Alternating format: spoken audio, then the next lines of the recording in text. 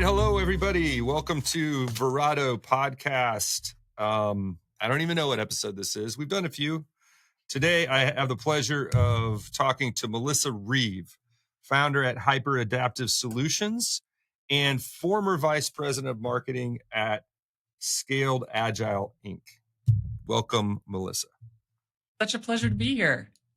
Glad to have you. So why don't we just jump right in and tell me a little bit about Hyper Adaptive Solutions. I know you guys have a book coming out. So why don't you tell me about that organization? Yeah, I appreciate that. So it started with the book, and the book is Hyper Adaptive, Rewiring the Enterprise to Become AI Native. And the premise of the book is that most organizations are what I call linear organizations. So you have strategy to execution, all the layers of hierarchy there. You have concept to delivery. Think about all the handoffs and delays that happen as you're trying to get something out the door. And the hypothesis is that AI will compress both of those dimensions, and that AI native organizations start off naturally compressed. And so if you're not an AI native organization, how do you go from being this linear organization into more of an AI forward or AI native space? And so what hyperadaptive does is it proposes a 5-stage model where you can iteratively and incrementally shift your organization from where you are today into a more AI native space. And there's a lot that's involved with that, right? You think about the communications, the roles, the people, the processes, everything like that needs to be rewired, hence the rewiring of the enterprise to become AI native. Now, you use the word compressed. Can you explain what that means? Well, sure. So if you think about it, you think about the way things happen today, and I've got a marketing background, so I tend to use marketing examples. And if you think about, let's just say, creating an ebook, you're going to have the strategy for the ebook, you're going to have the content of the ebook, the graphics for the ebook, the layout for the ebook, a whole marketing campaign around the ebook. And there's handoffs in that process as it bounces back and forth between the graphic designer, the copywriter, the person who's reviewing the ebook. And AI tends to smooth that out as more people can do more parts of the process. For example, the copy editing, AI might do that copy editing for you, whether it's through Grammarly or just through a GPT. The graphics are getting easier and easier for more and more people to do. The layout, if you've got something like Gamma.app, is easier for people to do. And so when I talk about the compression, that's the type of thing that I'm talking about. Yeah. Did you read the MIT report that came out about? Well, which one? How, I want to cut no. The one that said, 95% of enterprises have their AI initiatives haven't shown a return on investment. Mm-hmm. That doesn't mean they're not going to. Just to be clear, it means that the initial investments are not proving return on investment, particularly in the operational pieces. Mm-hmm. They're seeing some. So anyway, now that I know this is kind of some of what you're talking about as enterprises adopting and adapting to AI. Mm-hmm. And I think part of the reason you get that 95% is because that process isn't completed yet. Mm-hmm. So it doesn't mean that they're not going to see these gains. It's just that it's going to take some time. But one of the first questions we had was why AI fails. Mm-hmm. And I thought maybe you could dig into that a little bit more, because from my perspective, based on that report, is that in some cases it's failed and they abandon, but in some cases it hasn't really failed. They're just not getting the return on their investment yet. Yeah. Because it takes some time.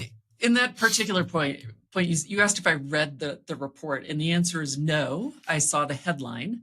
I've read some analysis from people who have read the report, and those who've read the report kind of nitpick it a little bit. The sample size, what they said. But to address your question about why that failure rate is so high, several things come to mind. One is what you were just describing. I would call it the J curve, which is when we introduce AI into processes, into parts of the organization, generally speaking, there's a learning curve. We have can and can't do. We have to learn its capabilities. We have to learn how to interact with it. And so we slow down before we speed up. And I feel like a lot of the headlines right now are reflective of that J curve and the learning curve that we're all on with AI, myself included. I feel like the second thing you said was around operationalizing AI. So, how do we embed it into our processes, our roles, what our day to day is?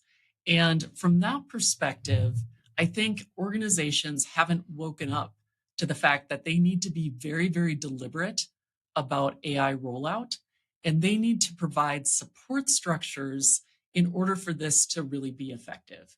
And this is where my change management background comes in. So, for example, I know that most organizations have gotten to the point where they've rolled out some tools. You know, it could be ChatGPT, it could be Copilot. They might have rolled out some training. That training could have looked like, hey, we have a video library that you can access. It could have looked like, hey, there's some Copilot people that are coming in. But to really change the way people work, what we need to build is both learning contagion and social contagion. And, you know, I see you nodding your head. We know that AI learning is social learning. So we're learning it from each other.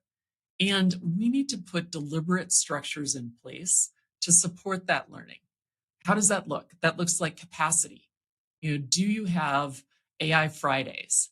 Do you have what PricewaterhouseCoopers calls prompting parties, where they have dedicated time? That sounds fun, doesn't it?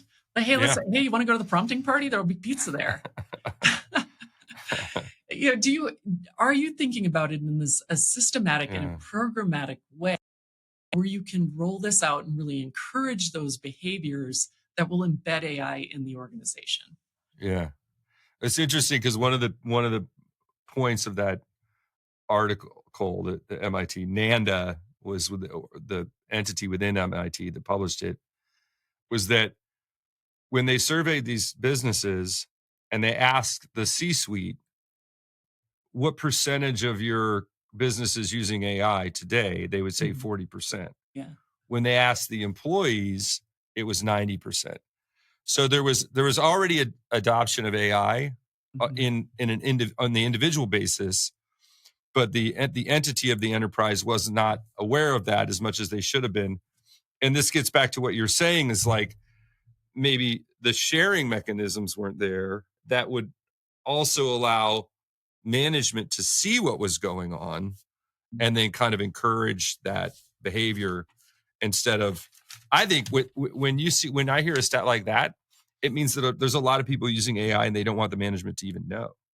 Well, it's that, and I would actually say that before ChatGPT, 100% of us were using AI, right? Embedded in all kinds of products, and so that I think that question is a little bit tricky. I think the better question is how are you using AI? And I know that I've had conversations with people who are struggling to measure the impact of AI in their organization, and one of the organizations I talked to was trying to measure like the number of prompts that were submitted. And I thought, oh, that's a weird one. Like that starts to measure output instead of outcomes. And what we really want to do is stop talking about AI so much, start talking about our business goals, and then back into how can AI help us support those business goals. And I think what that will do, Matt, is it'll help focus the conversation. And the other reason why so many of these pilots are failing is because they're not focused. People have just chosen a random thing to automate that may or may not be aligned with the business goals or the pain points or where they can really move the needle. And so they might get abandoned. Yeah, I was just thinking of an analogy. So,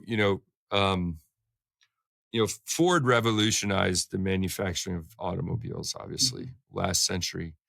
And putting a factory in place where you weren't building cars with a team of people one at a time, but you were doing it in an assembly line, building that assembly line, testing that assembly line, and making sure that it functioned took a lot of work before you could get one car out the door. Yeah. And your competition who's doing it the old way might have already had 20 cars built by then. Mm-hmm. So now you've got to play catch up. But at the end of the day, Ford Motor Company is still around. Yeah. And at that time, I think there were at least 40 car makers in the United States alone. Yeah. So, I think part of what you were getting at is that the focus and the adoption of it and the patience required to implement it, it also has to have a certain level of, engagement from the management team. Mm-hmm. This has to be one of the driving initiatives. Mm-hmm. But then it's also, I'm assuming and guessing, and I'll let you flush this out a little bit more for me, but how do we measure the results? How patient should we be? Who needs to be involved? Is this across different departments, or should it be just within individual departments? There's a lot of questions that make me. Yeah, you've touched on so much goodness there. I love that you started with the factory analogy, because I think we can look to things like factory automation, like something called DevOps, which is the automation of the software delivery pipeline, and take lessons learned from there. And some of the lessons are that you do have to disrupt yourself, right? And what I've tried to do in the book is to say you can't go from, you could shut down your building the car as a team and fire up an assembly line, but is there a way to shift yourself gradually? And the answer is yes. And how that starts to look is we start to inject AI into our processes.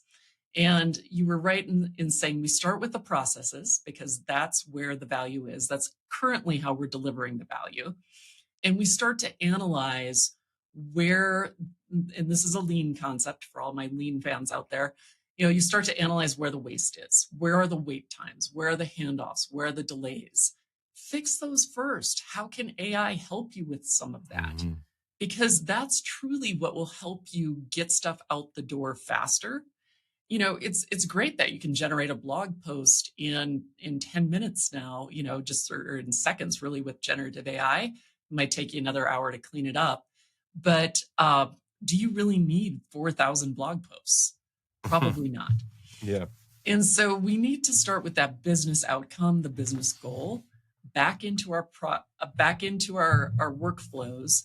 And I've got this thing I call the applied AI, which is we're going to take one workflow, we're going to analyze it as the team, we're going to figure out how to inject AI in it. And over the course of a day, we build out the solutions. And the goal here, it's to learn AI, but it's also to start getting the muscle memory around process improvement, because we know that AI isn't standing still. And we're going to have to reinvent our processes over and over and over. And so that activity that happens in that workshop is the same activity that once you're out of the workshop, you might do 4 more times over the course of the year as AI becomes more and more sophisticated. Right. I also thought it was interesting that you said earlier, we've all been using AI the whole time, or at least for the last, I don't know, couple decades. And that's, I think, something we forget. And then you brought up, improving process and improving process efficiency. That's nothing new. That's not a new concept. I think that what's creating the pressure, I would say, and I don't know how you feel about this, and it's also the pressure and the urgency is that ChatGPT was the tipping point where it became part of the zeitgeist. Now everyone is talking about it, and now the fear that my competition's doing it, or so this has created a new mindset in business that it's and kind of the internet did this before, where, oh my gosh, we're not visible on the internet. we can't keep just printing. We can't just keep buying these yellow page listings, right? Mhm. I feel like we're at that kind of tipping point again. And I was just curious, what do you think about that? Absolutely. I mean, there's a whole cadre of us that lived through the internet revolution Hmm. who just whisper to each other like, "Doesn't this feel familiar?" Right? Because Right. it just feels like that same type of revolution where this changes everything. We don't quite know how it's going to change. Somebody reminded me there was an internet startup called I Smell. Like somehow Hmm. you would have smells through the internet. Like that's the kind of crazy stuff that was happening. Yeah. And I feel like that's why it feels familiar. And we know that it will, one, it will change everything and maybe not the way we thought. Yeah. I totally agree with you there. And I also think that you know, there's tech enthusiasm and there's the technology culture that thinks, oh my gosh, this is going to change everything overnight. And if you're not an AI business, native AI business, you're going to lose. And then there's from my perspective, because we work with a lot of older businesses that have Mhm. been, 40, 50, one's 100 years old. They think of their businesses as fundamentally relationships, Yeah. right? And so we've built the durability of our company is not because of the technology we use. Mhm. It's because of, a lot of factors, but the biggest one would be the relationships we have Mhm. with other companies and other people. And so I don't think that AI is just going to come in and erase the value of human relationships and business relationships overnight. And that in order for those older companies that have this incredibly valuable asset called a legacy of business and business Mhm. relationships, in order to modernize that business is going to take some time. Let's say they're a manufacturer, distribution company, or even an older service business. Mhm. So it's not like these starting from scratch startup AI companies can come in and just take what these other businesses have because Mhm. they've earned it over decades. So now you're forced with, okay, how do we take these legacy businesses and modernize them? And you can't just snap your fingers and do it overnight.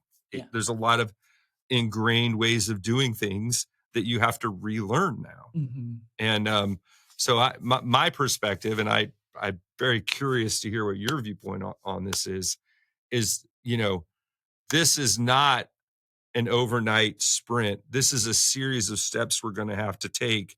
And then when we get to the last step, it's actually not the last step because it's not linear. It's actually a circle. And we have to be constantly improving um, Mhm. and modernizing, particularly because the tech's going to keep changing and we have to be adapting the Yeah. best, latest versions of the tech. Yeah, the example that came to mind as you were talking was when I was just rereading and in the middle of editing the book, and it was Wells Fargo. And I feel like there's a legacy business, right? It started 1859, the gold rush, and Hmm. banking is a relationship business. So it's a commodity. They're somebody who's been at Wells Fargo, their parents, their grandparents might have also been at Wells Hmm. Fargo. And so it's their relationship to lose, it's their business to lose. And one of the ways that they're using AI is to improve the experience. And there was a powerful example that I surfaced around when somebody dies. And in Wells Fargo, when somebody passed away, the old way is you had to call probably 6 different departments to close down this bank account, to close down this credit card, to close down this annuity. And, you're in the middle of grieving. And the last thing you want to do is to get the corporate runaround around accounts and repeat the same death dates over and over. And what they were able to do with AI was to streamline that experience. So now you call one person who can help you with the 360 of that person's account, the deceased person's accounts. Hmm. And there's an example of a relationship that can be won and lost via AI. And I feel like, to your point, that will happen over and over until we have winners and losers. So Mm-hmm. if you are an enterprise, can you focus around those pain points that are so big that it would cause somebody who's a third generation Wells Fargoan to Mm-hmm. abandon you for somebody who's AI native and just makes it so easy? Or or are you going to stall out and not be able to figure it out? Right. Right. Exactly. And is the, leadership of those companies, those legacy companies, going to understand, for lack of just what to do, like Mhm. not just what to do technically, but understand what a new generation of customers wants. Yeah. And I think that's one of the things that we're seeing a lot. And, change management's hard enough, but it's almost impossible when you don't have the backing of management. Yeah, and you brought that up earlier, the leadership component. And I write sometimes about the difference between passive leadership. And I do see, especially around AI, a fair amount of toxic leadership and passive leadership. So the toxic leadership tends to look like we're going to slash 12,000 jobs because of AI. Hmm. Honestly, that's not helpful. That type of Yeah. messaging, like everybody is What so jobs, dude? Like you don't even know what jobs you're slashing at. that's right. Like it's not helpful on so many levels. Like people are Yeah. already scared. You're just stoking the flames. You're saying jobs are going away. And I like to Yeah. say that jobs are made out of tasks, processes, human interactions, and decisions. And so we're going to end up deconstructing jobs into those. We're going to like remix it all up, and there'll be some new jobs, and then there'll be some parts of jobs that go away. Hmm. So this notion that 12,000 jobs are going away, it's bahooey. Hmm. And maybe it's helpful for Wall Street and your stock market, your stock gets a bump, but I don't love it.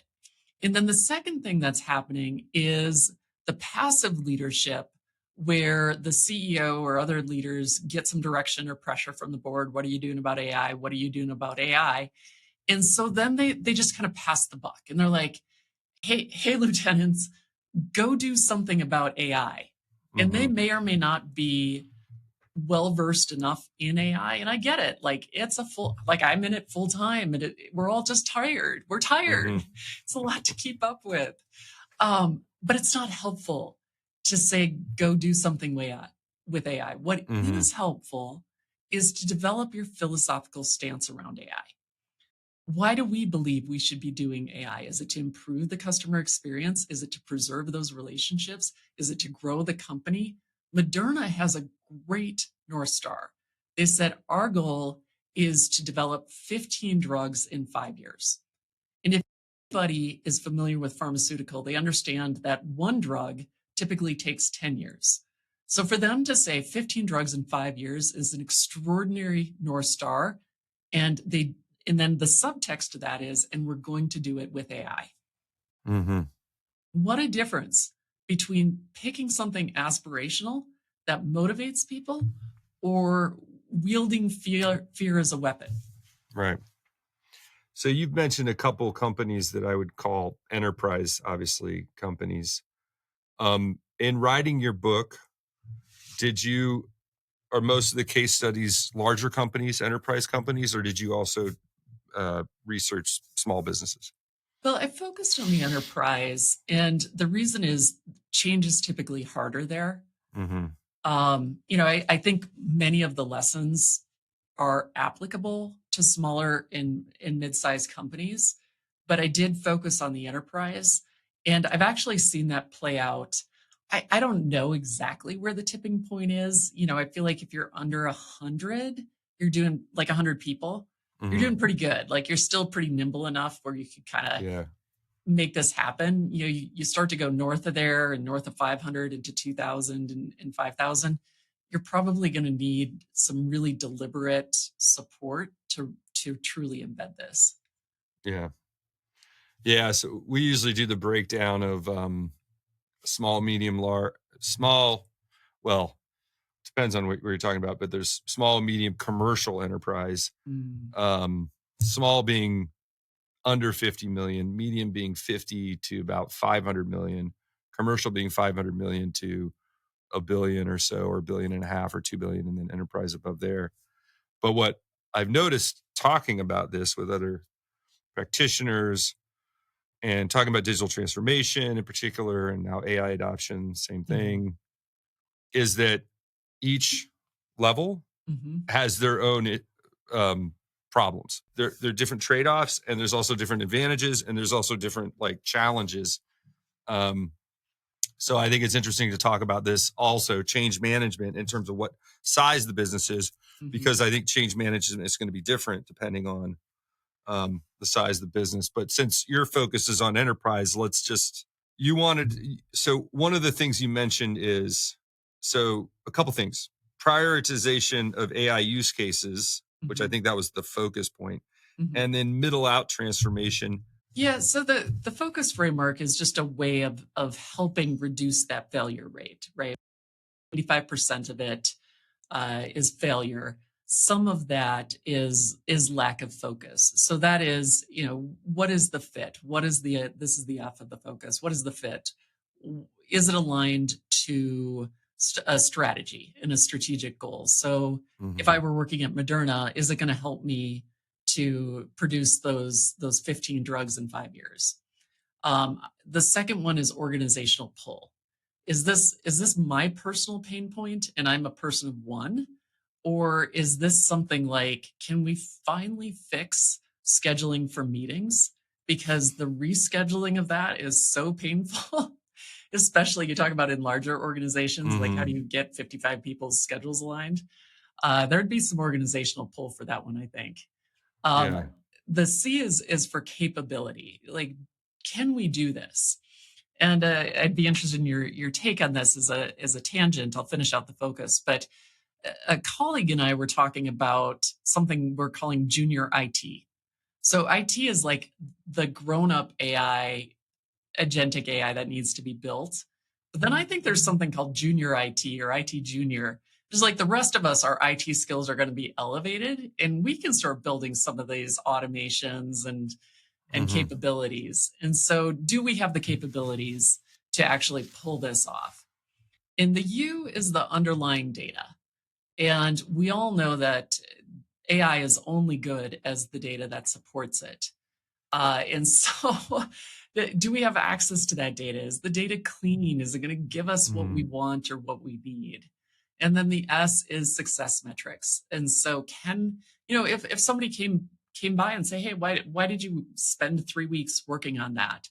Could you show the success metrics? And it doesn't have to be an ROI metric. It could be a quality metric. It could be a time to Mhm. market metric. But have you thought through that? And I think if we could slow down enough to really focus and think about those use cases, I think it starts to um, reduce what I call the random acts of AI and Mhm. help us really move our businesses forward with these AI solutions. Right. Right. So we're mostly, my company and my experience is mostly in mid-market. Mhm. Um we've done enterprise work, but it's usually like within a small sliver, like Mhm. but where, so for some mid-market businesses, we can actually become more in a partner where we're more embedded. Like, so we're seeing everything and we get access to the full stack, and you get into different departments. So now you're really working as a partner on a, as a consultant, but you're also um, managed services, some of the pieces of the business. And the things that I've seen are, even within medium-sized businesses, siloed data. Yeah. So data that's like just in this department, just in this department, just in this department, very common. It's probably exponentially worse in enterprises. And then the question is like, how do we start? Mhm. If we're going to like automate and use AI to improve efficiencies, where do we start? And so that's another point of stress and a good question to ask. And what you were saying before is like, where's our friction? Hmm. Can we come up with a collective understanding of a friction point? Can we all make an argument like here's where we're seeing friction and kind Hmm. of vote on it and see if we can do what I call a surgical strike on that piece? So that's one starting point. And the other is get all of your data in one spot. Yeah. Even if it's in just some data lake Hmm. and you haven't even normalized it yet or been able to kind of format it in a way that's structured, at least know that you're dumping it all in one place. Hmm. Yeah. Then start to look at maybe ways to visualize it. And that if you can see the data and it's all in one spot, even though it might not be perfectly normalized and structured the way you need it to be, that's a really good starting point to Hmm. at least get going. I think in terms of like building long-term efficiencies, I think it's all those little surgical pieces adding up. But then where I think the magic happens, the future state, is in each one of those agents Hmm. is actually sending data to a main repository where you have a super intelligence, Yeah. business intelligence, or general intelligence, or whatever for that business Hmm. that's actually getting fed um, these indications and indicators and data from all the different departments simultaneously. Yeah. If you can get to that future state, now you really have built the AI equivalent of Ford Motor Company's assembly line, right? Well, and what you're describing is what I call hyperadaptivity. So that Right. ability to sense and learn and respond.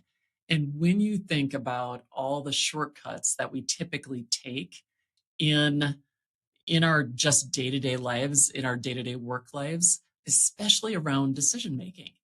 And I feel like we're not talking about that as much as we should be. The modeling, the scenario building that we could be doing around decisions. We could be testing instead of A/B testing, we're A to infinity testing, where Yeah. like there's really no limits Hmm. to what we can be testing. And then to your point, ingesting all of that back in to say, okay, well, we modeled, normally we'd model these 3 scenarios, we modeled these 15 scenarios.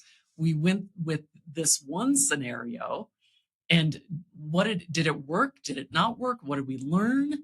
And bounce it up against the other 14 scenarios, and then do this continuous learning loops that Yeah. we've never really been able to do because we're so capacities constrained as humans. That's why I don't think all the jobs are going to go away. I think it's just going Mm. to be a competition of like who can start innovating that way first, and then the rest of the people are just going to be following the leader. And to your point, that way of operating is the new assembly line. Yeah. Yeah. I think that also the the jobs that are going to be created by AI are the new jobs, Hmm. are the things that we can't describe. Yeah. Our fear of the jobs that we might lose, we can describe. We can talk about those, right? Yeah. So um, I say this about like when I started my career. Well, for 30 years, I've been in this industry, the internet and web development, technology, everything. And I don't think my parents ever understood what I did to this day, Yeah. right? So, and I think back on when I started in 1995, and there's so many career paths that are exist today that we didn't even have a word for them in Hmm. 1995. And so that same thing's going to happen again. And I think also what like in terms of the job piece, and I don't know how you feel about this, but in the current like in today's world, and we're still having a hard time finding workers, Hmm. and we're still finding a hard time trying to get more output from our existing labor or staff or Hmm. Yeah. resources, et cetera. So I don't like you said before, this idea like, oh, we're gonna eliminate 12,000 people is so short-sighted. Yeah. Like, why don't we make everybody that's here um, more impactful and better at their jobs and happier, Hmm. right? Like, let's make that a measure. Yeah. Are people more satisfied with their jobs? Because I think usually, um, if people are impactful and effective, and they feel Mhm. like they're contributing, Yeah. they are happier, right? I had to laugh because I was at a conference this past week, and at the keynote, the guy was all excited and he was talking about like how jobs were going away, and but then he was talking about his own organization, and we're like, yeah, we're really excited. We grew the conference to 1,500 people, and it was double what it was last year, and we're going to be hiring 10 more people or whatever it was. And I was like, and there you go. Yeah, Yeah. yeah. And Yeah. Go ahead. we know this to be true, right? And I want to shed some light. I want to shed some light on DevOps, and then I want to shed some light on factory automation. So on the DevOps side, so again, that for those who aren't familiar with it, it's the automation of the software delivery pipeline. You used to have to build and test and deploy, and that was a bunch of steps in there. And now you can just deploy. And what we saw is we saw from people doing a lot of those tasks to building, monitoring, maintaining Mhm, those tasks. And so we do have some insight on how the jobs are going to shift. mhm, Now, on the factory automation side, I think is a little bit of the shadow side of that, where when factory automation came in, yes, there were people who were able to move from doing the work to building, monitoring, and maintaining the work, but there were entire cities that were left in the dust. Like mhm. they literally were unemployed. And so when I dug into that, I discovered that the upskilling programs for those individuals were not very effective. Yeah. And, there's a lot of reasons why they weren't affected, but I think there's some lessons to be learned there where we've got to be very, very deliberate and careful. And this might not be, but I'm hopeful that there are governments or government agencies that are thinking about this and thinking about how do we not leave people behind? Because there Mhm. will be jobs, as much as we know that there will be jobs that are created, we also know that jobs go away with every one of these Oh, yeah. technical revolutions. Yeah, definitely. Did you happen to read the book called The Phoenix Project? Oh, yes. Yeah. When you're talking about DevOps and factories, I was like, God, because they actually, people think, oh, that they're not related, but the deployment of code learned a ton from factory automation, right? Yeah. They're following the same processes, and it's really fascinating.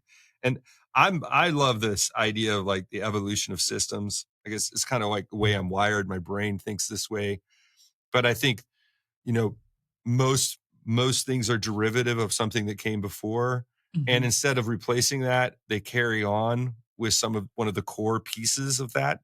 So Hmm. like a later system inherits the tendencies of an earlier system. Hmm. And so I think this is going to kind of follow that same trajectory where, um, you know, we don't, it's not necessarily like starting from scratch and relearning everything. It's Hmm. really just kind of modifying what we already are doing in small ways that makes us a little bit better, a little bit more efficient. Yeah, well, I can lean into that for sure. And I Okay. love that you mentioned the Phoenix Project because IT Revolution, who published that, is also Yeah. publishing my book. Oh, right on. That's awesome. Yeah, so it's a little small world there. So you're absolutely right. And in fact, my book is the evolution of many of those systems. I reference going way back. This is back to the assembly line. Funny how we're circling around that in this Hmm. conversation. Taylorism. And when the assembly line came on, that was the start of John Winslow Taylorism, the management theory, and his whole thing is that there was one best way to do things. And that's what they were trying to do in the assembly line, right? Find that one best way. Now there was also the managing class and the laboring class. And it was the management's class, it was their responsibility to find the one best way and impart that knowledge on the laboring class. Now, it's funny. I was having a conversation with a Gen Z in an Uber, and I shared that with her. And I said, do you still see the echoes of that in your organization? And she said, absolutely not. And I quite frankly, I was blown away because I'm just under this assumption that that is still rippling through. many of these organizations. Do you see the ghost of Taylor rippling through enterprises? Yeah, I think that, it's hard for us to get away from our military background where Yeah. it's like you have a top-down structure and you're told what to do instead of, instead of teaching what you've learned. So Yeah. I think that this kind of bottom up instead of top down is definitely going to play into AI. I don't know if this is what you were getting at, but well, we're seeing this. This just came out in a lot of these reports too. Is that sometimes when you're talking about adapting new technologies or new processes to a business, you end up talking to the wrong people Mhm. because what you really want to do is talk to the person that's doing that actual task. Yeah. And I don't know if this is what you're getting at, but it's essentially you'd also don't want to become static. Mhm. So this idea of finding the best way of doing things, and maybe I'm getting the opposite point of what you were saying, but No, I was just um, curious your observation. So your question was really about, do we see the evolution of systems? The answer is yes. I feel like Taylorism is still out there. When I talk about process engineering, you alluded to it earlier. There was the business process reengineering phase that we went to. The challenge there is it was outside in. And so to mhm, your point, the people who owned the processes didn't really like being told by a cadre of consultants how to revamp them. And so, what can we learn and how can we evolve? What we know, and this is based on some research from Harvard, is that instead of top down and bottom up, we now need this concept of middle out. And it's the middle managers, especially in a mid to large organization, who are able to tie the strategic intent, let's say, of the 15 drugs in 5 years to the operational reality of the constraints on the ground. And they have enough positional authority to make things happen in a way that gets the flywheel spinning. I And see. I feel like what I'm hearing you say is a little bit like, how do we evolve our systems and Hmm. how do we create this environment where change can really happen?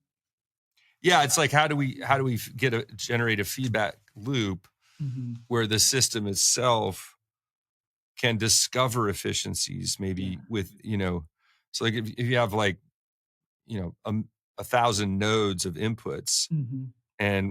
and some of them are doing similar tasks or whatever, and you find one that's it's overachieving everybody else. Like to me, I think business is still stuck in this idea of a mechanical paradigm. So they're using metaphors that are mechanical, and I really see the modern business as being more neurological, Yeah. and so it's more like an organism and not so much an organization. Yeah. And so you know how can a system evolve? How can a system heal itself? How can a system sense risk?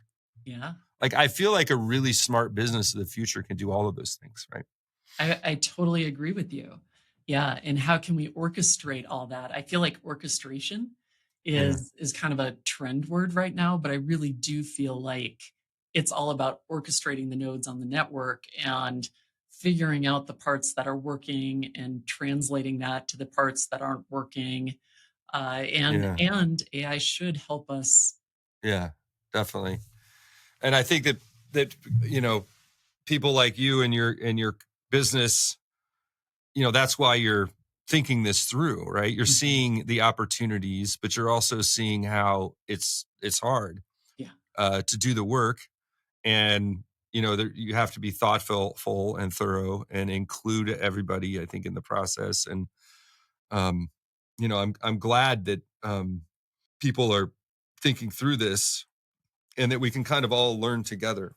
Yeah. Um, One of the things that kind of keeps me going, I think, in my career is that I have two grandfathers that both built manufacturing companies in the Rust Belt in the Okay.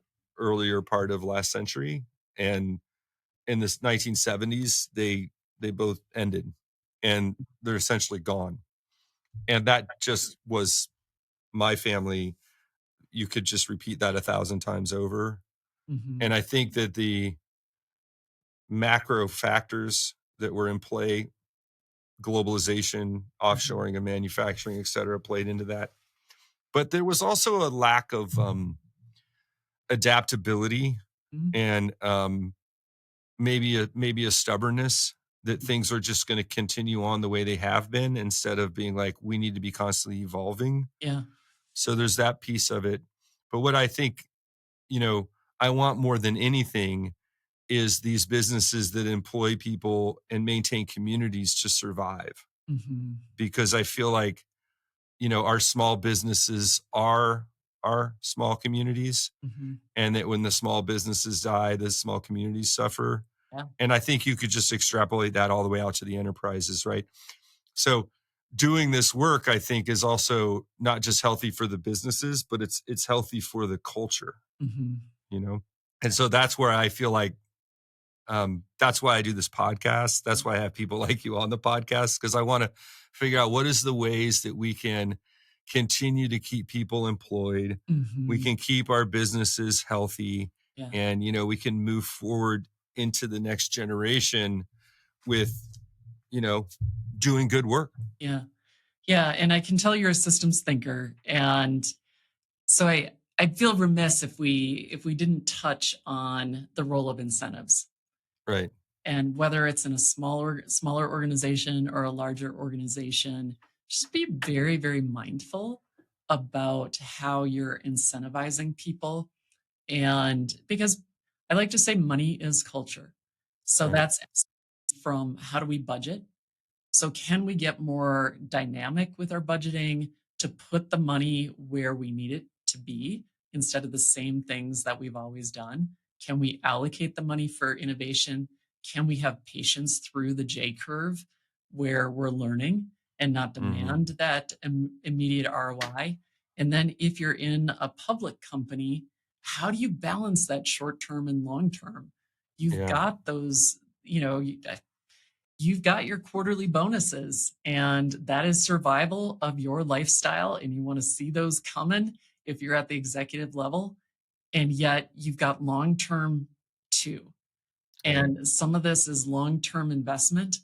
It's really, really hard. And so I'd invite anybody who's listening to this podcast and is in charge of incentives to really take a hard look about the link between incentives and what you want done. Yeah, I think incentives is a great place to we could start to kind of wrap it up here, but um I think in the enterprise level and the public sector businesses that have, you know, quarterly profits that are they're being measured and tested on, I frankly think those are too short, Yeah. and I think it takes really courageous leadership to kind of fight against. I think the potential bad outcomes that comes from thinking short term like that. And then I also think what COVID taught us, and even, you know, the downside of lean, is that we're not really building businesses for durability. Yeah. We're trying to maximize efficiency at the expense of everything else. And then when there is a disruption, we could lose everything, Yeah. right? And so it's like, how do we build businesses of the future that can think this way in terms of we need to constantly evolve? That's going to cost us a little bit of money. That's going to pay us off in the long term, right? Mhm. But what we're going for here is not just profitability, but durability, so that the Mhm. people that have invested in this company can feel like that's a safe investment, not just for the next quarter, but for the next 10 years, right? Yeah. That's a great place to land. I love it. All right. So, all right, Melissa, thank you so much for coming on my podcast, on Verado Podcast. This My is pleasure. Melissa Reeve, Hyper Adaptive Solutions. I think you said your book is coming out this year? It's coming out in the spring with through IT In the Revolution spring. Press. Okay. And the Okay. hyperadaptive solutions is hyperadaptive.solutions. And yeah, feel free to reach out. I always love chatting and connecting with people on LinkedIn and All such. right. Awesome. Thank you so much. Again, Melissa Reeve, hyperadaptive.solutions. We'll catch you next time. Thanks for joining. Really appreciate it.